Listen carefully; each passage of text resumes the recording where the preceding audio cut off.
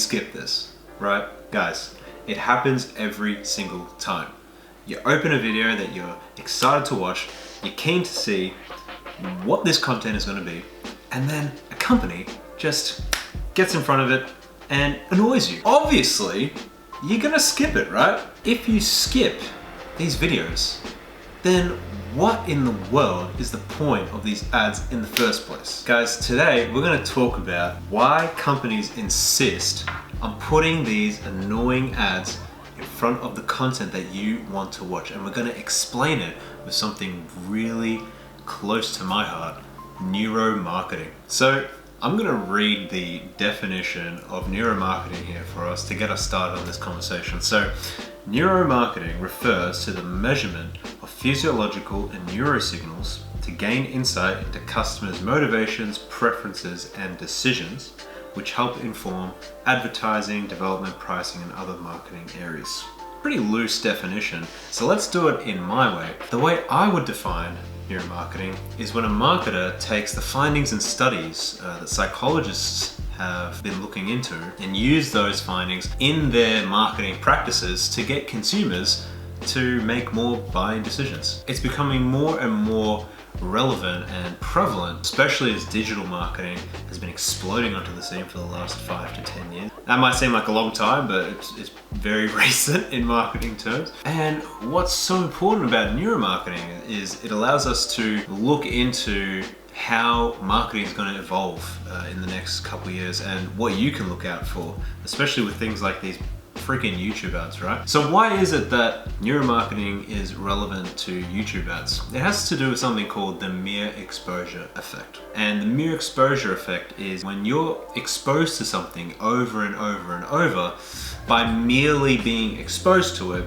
you start to like it more and more. So the best way to think about the mere exposure effect is we think about something like a song on the radio, right? At first, you don't really like it. No one cares about them. And money goes into playing that song over and over and over and over again. You hear it when you go shopping, you hear it when you're driving to work, you hear it bloody everywhere. And eventually, it starts to grow on you. You start to like it a bit more and more, and then you find yourself singing the song when you didn't like it to begin with. It's like, what's up with that?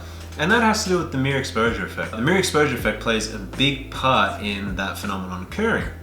And marketers, well, we're a crafty bunch, right? And we picked up on, people liking the things that you expose them to. So we started to do more and more of something called brand awareness campaigns.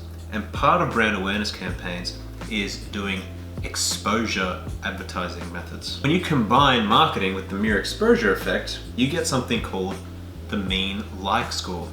And the mean like score is what marketers have found is the perfect amount of exposure to where you get someone to liking your brand, liking your products, liking your company more. What's so important about that? To figure out why that's so important, we have to think about the marketing funnel, right? Anyone who's heard of the marketing funnel, you know what it is already. You can skip the video, I'll put a time link down below. But to put it really simply, the marketing funnel is, think of it as an upside down triangle with 3 major parts we like to think about. And those 3 major parts define the journey that a customer goes through before they buy a product. So the way that the funnel is generally set up, you have your awareness phase, consideration phase, and your buying phase. If we define those 3 phases, your awareness phase is when you're doing marketing to get people aware of who you are, right? So this is where something like mere exposure marketing would come in. Your digital marketing, billboards, your TV advertisements, all these things are designed to just get you to know that this product exists. Secondly, you have your consideration phase. This is the marketing you do to get people to think more about buying you. You're giving customers value so that they want to give you value back in the form of buying, which is the final phase. And this is where marketers want to make it as easy as possible for you to buy something. But like I said, when it comes to the mere exposure effect, you want someone to see your brand about 5 times before you want to try and take them to the consideration phase. And this is the reason that even though you skip all of the YouTube ads, even though they're so bloody annoying, getting in the way of what I want to do, marketers still put tons of money into these ads because they know that you are being exposed to that brand. We can now do our consideration marketing to get you down the funnel and to purchase. So that's pretty much it.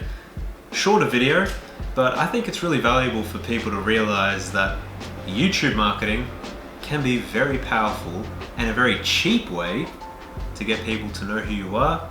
And if you have the proper strategy and the proper funnel setup, you can get them buying from you. Hope you enjoyed the video. Thanks for watching. Subscribe if you liked this kind of video. Click the bell if you want to be notified about the next video.